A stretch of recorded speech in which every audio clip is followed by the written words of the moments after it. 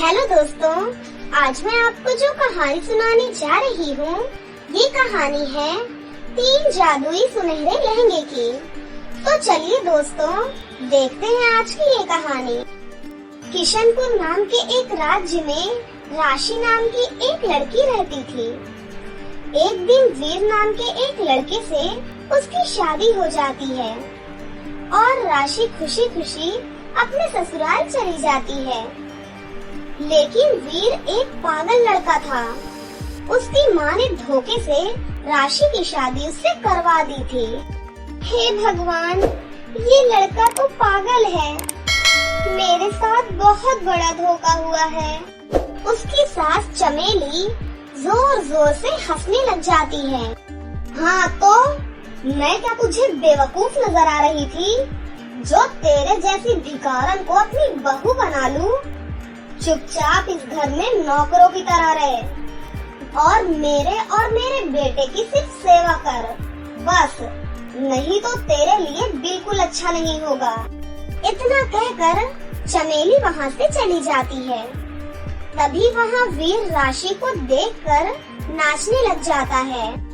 पागल पागल, ए लड़की पागल, तू तो बिल्कुल पागल पागल पागल। ए लड़की, मुझसे शादी करना मुझसे शादी। दुखी मन से राशि अपने कमरे में चली जाती है। चमेली अब राशि पर बहुत अत्याचार करती थी। उससे घर का सारा काम करवाती थी और बदले में उसकी खूब पिटाई भी करती थी। सुन लड़की, तेरा पागल पति तो कुछ भी नहीं कमाता। अब तुम दोनों का इतना सारा खर्चा हो गया है।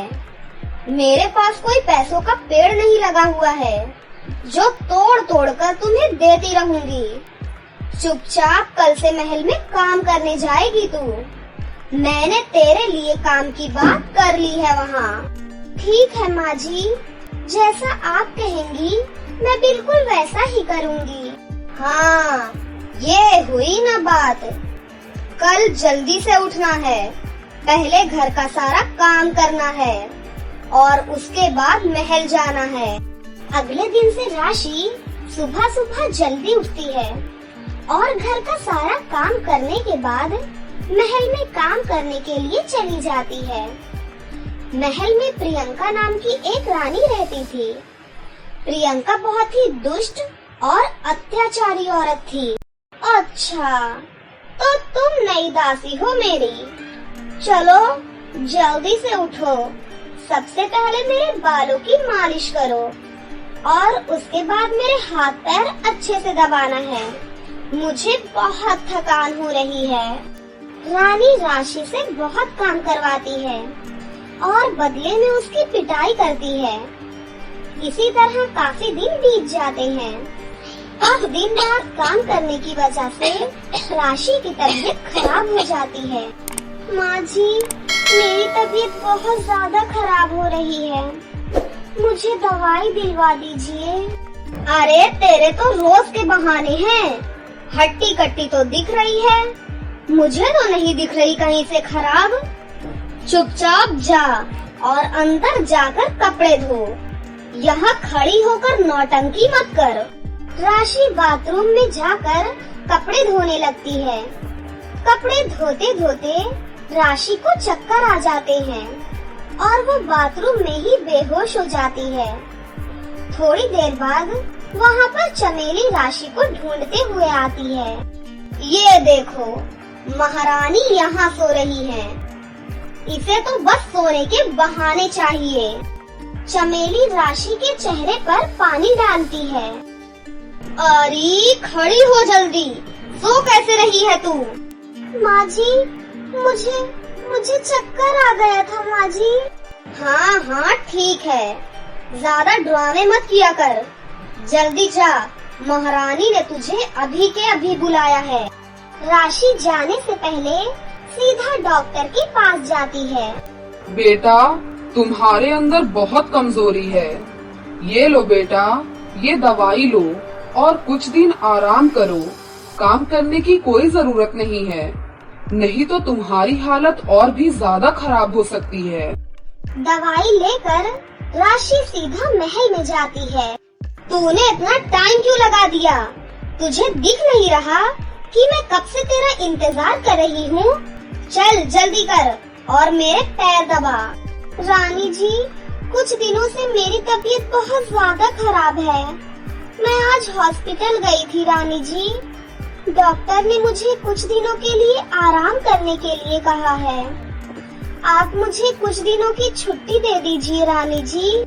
राशि के इतना बोलते ही गुस्से में रानी राशि को एक चांटा मारती है। तेरा दिमाग खराब हो गया है क्या? 2 दिन पहले तेरी नौकरी लगी है और 2 दिन बाद तू छुट्टी मांग रही है। यहाँ फालतू के ड्रामे नहीं चलते। चुपचाप मेरी सेवा कर, नहीं तो तुझे आजीवन कारावास में डाल दूंगी।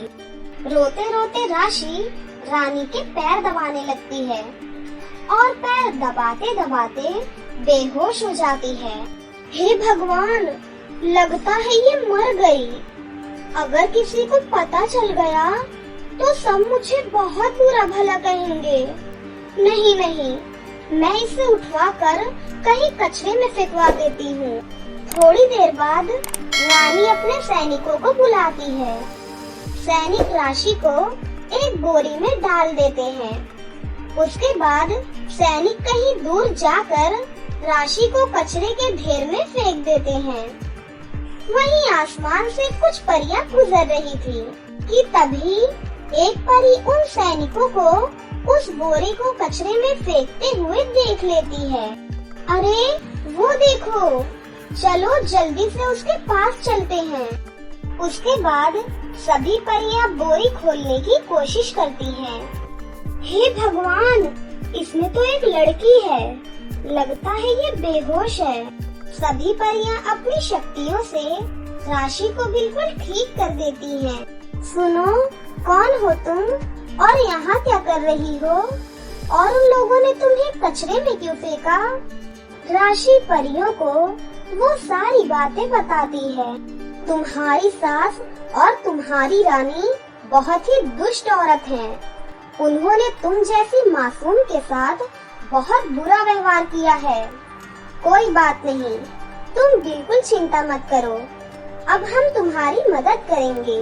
उसके बाद तीनों परियां अपने जादू से वहाँ 3 सोने के लहंगे प्रकट करती हैं।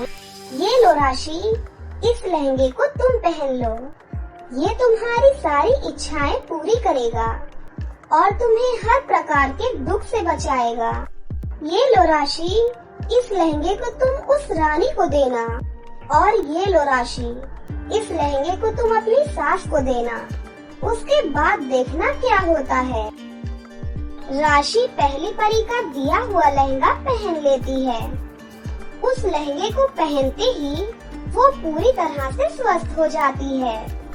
परियों का धन्यवाद करके वो सीधा अपने राज्य में वापस पहुंच जाती है और लहंगा लेकर सबसे पहले महल में पहुंचती है।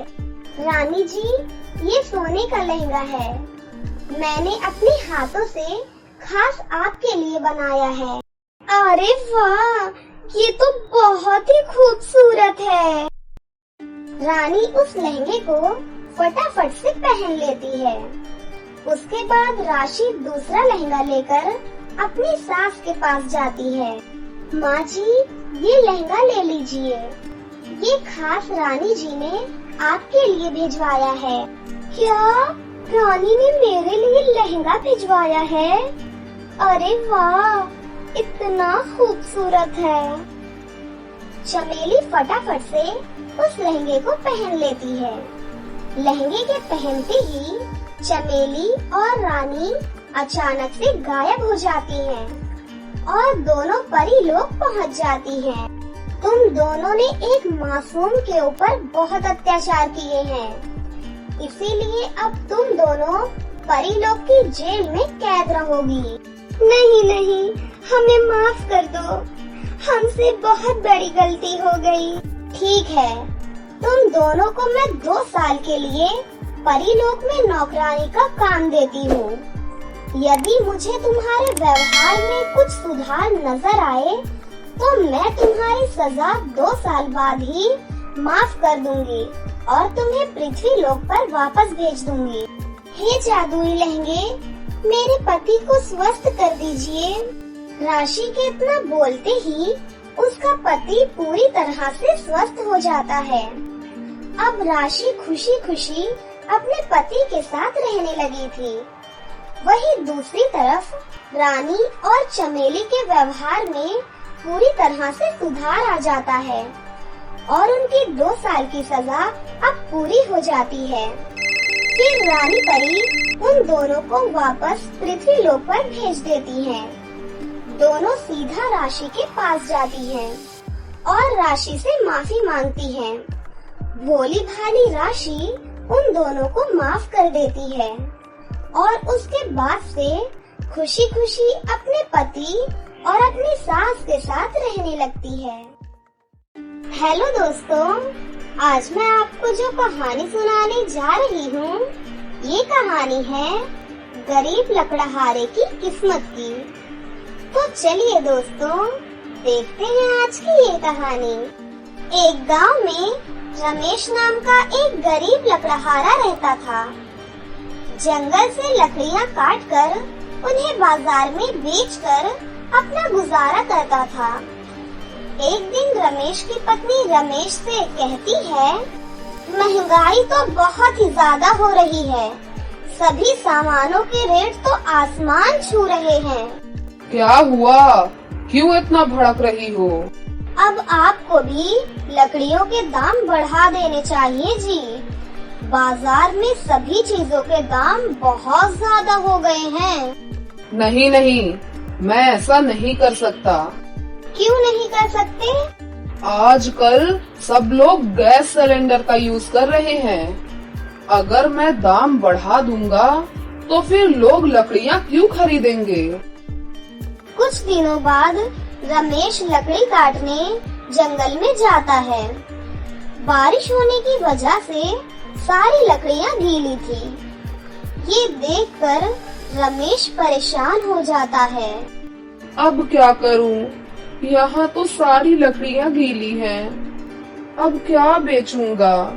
रमेश उदास होकर घर वापस आ जाता है। अगले दिन सुबह जंगल जाते वक्त सीता रमेश से कहती है, सुनिए जी, घर में खाने को कुछ भी नहीं है। अच्छा, चलो मैं कुछ करता हूँ। ये कहकर वो जंगल में लकड़ियाँ काटने चला जाता है। जंगल जाकर वो देखता है कि लकड़ियाँ अभी भी गीली हैं। ये देखकर वो बहुत दुखी हो जाता है और एक पेड़ के नीचे बैठकर सोचने लगता है, अब क्या करूं? यहाँ तो सारी लकड़ियाँ अभी भी गीली हैं। तभी उसे एक सूखा पेड़ दिखाई देता है। ये पेड़ थोड़ा सूखा लग रहा है, इसे ही काट कर ले चलता हूँ। ये कहकर वो पेड़ काटने लगता है। तभी पेड़ के अंदर से बच्चे के रोने की आवाज आती है। रमेश पेड़ काटता है। उसमें से एक छोटे से बच्चे को रोते हुए देखकर वो डर जाता है। वो उस बच्चे को बाहर निकालता है। अरे, ये किसका बच्चा है? अरे, कोई है यहाँ पर? काफी देर तक इधर उधर देखने के बाद जब उसे कोई नहीं दिखता तो रमेश सोचता है, अब क्या करूं? इस बच्चे का यहाँ तो कोई भी नहीं दिखाई दे रहा है। ये इस पेड़ के अंदर गया कैसे? काफी देर सोचने के बाद रमेश उसे घर लेकर आता है। घर आकर अपनी पत्नी को वो जोर जोर से आवाज लगाता है, सीता, अरे ओ सीता, इधर आओ जल्दी। अरे, ये किसका बच्चा है? लगता है ये भूखा है, बहुत देर से रो रहा है। ये कहकर वो उसे सारी बात बताता है। सारी बात सुनने के बाद सीता कहती है, इसे पिलाने के लिए दूध भी नहीं है घर में। कुछ तो होगा जिससे इसकी भूख मिट जाए। आप रुकिए, मैं पड़ोस में किसी से लेकर आती हूँ। ये कहकर सीता पड़ोस से दूध मांगकर लाती है और उसे पिलाने लगती है। रमेश सीता से कहता है, अब से ये हमारे साथ ही रहेगा। हम इसका खूब अच्छे से ध्यान रखेंगे। हम इसे कैसे रखेंगे? क्या खिलाएंगे? हमारे पास तो खुद खाने के लिए कुछ भी नहीं है। तो क्या करें इसका? ऐसे भी तो नहीं छोड़ सकते ना। हम इसे सुबह पुलिस को दे देंगे। ठीक है। सीता रात भर उसका बहुत अच्छे से ध्यान रखती है। अगले दिन वो सुबह जैसे ही उठता है, अचानक उसके हाथ से सोने के सिक्के निकलकर गिरने लगते हैं। ये देखकर सीता रमेश को आवाज लगाती है, रमेश, रमेश इधर आओ, देखो ये क्या हो रहा है। रमेश जैसे ही कमरे में आता है, सोने के सिक्के देखकर वो हैरान हो जाता है और वो सीता से पूछता है, ये सब कहाँ से आया? मैंने जैसे ही इसे उठाया तो इसके हाथ से सोने के सिक्के और हीरे गिरने लगे। लगता है इस बच्चे के पास जादुई शक्तियाँ हैं। हाँ, तुम सही कह रहे हो। अब हम इसे अपने साथ ही रखेंगे। इसका खूब अच्छे से ख्याल रखेंगे। हाँ, इतने सारे सोने से तो हमारी सारी परेशानियाँ ही दूर हो जाएंगी। रमेश सोना लेकर बेच देता है और उस पैसे से अपना काम शुरू करता है और सबकी मदद भी करता है। एक दिन सीता की सहेली उसके घर आती है। मेरे पति बहुत बीमार हैं, तुम कुछ मदद कर दो सीता। तुम चिंता मत करो, मैं तुम्हारी मदद जरूर करूंगी। सीता अपनी सहेली को लेकर उस जादुई बच्चे के पास जाती है। जैसे ही वो उस जादुई बच्चे को उठाती है, उसके हाथ से सोना निकलने लगता है। सीता वो सारा सोना अपनी सहेली को दे देती है। ये लो बहन, अगर और पैसों की जरूरत हो तो मुझे बता देना। तुम्हारा बहुत बहुत शुक्रिया सीता। धीरे धीरे सभी गांव वालों को उस जादुई बच्चे का पता लग जाता है। अरे तुमने सुना? रमेश लकड़हारे को जंगल में एक जादुई बच्चा मिला है जो जादू से सोना देता है। सही कहा तुमने, सुना तो मैंने भी यही है। ये बात पास खड़ा एक चोर भी सुन लेता है। अगर ये जादुई बच्चा मेरे पास आ जाए तो मैं दुनिया में सबसे अमीर आदमी बन जाऊंगा। वो अपने सरदार के पास जाता है। सरदार, सुना है कि रमेश नाम के एक लकड़हारे को एक जादुई बच्चा मिला है जो जादू से सोना देता है लकड़हारे को। अच्छा, तो चलो आज रात को चलकर उस बच्चे को चुरा लेते हैं। हाँ सरदार, फिर तो चोरी भी करनी पड़ेगी और जेल भी नहीं जाना पड़ेगा। आज रात को ही चलेंगे। बहुत फ्री का पैसा लूट लिया लकड़हारे ने। रात को दोनों चोर चोरी करने के लिए रमेश के घर पर जाते हैं। जैसे ही वो जादुई बच्चे के कमरे में जाते हैं, तभी अचानक दरवाजा बंद हो जाता है। सरदार, ये दरवाजा कैसे बंद हो गया? हवा बहुत तेज चल रही है, उसी से बंद हुआ होगा। मुझे तो बहुत डर लग रहा है सरदार। अबे तू डरता क्यों है? मैं हूँ ना तेरे साथ में। तू चुपचाप उस बच्चे को उठा और ध्यान से, दोनों जागने ना पाए। ठीक है सरदार। और चोर उस बच्चे को उठाकर बाहर ले आता है और उसे लेकर जाने लगता है।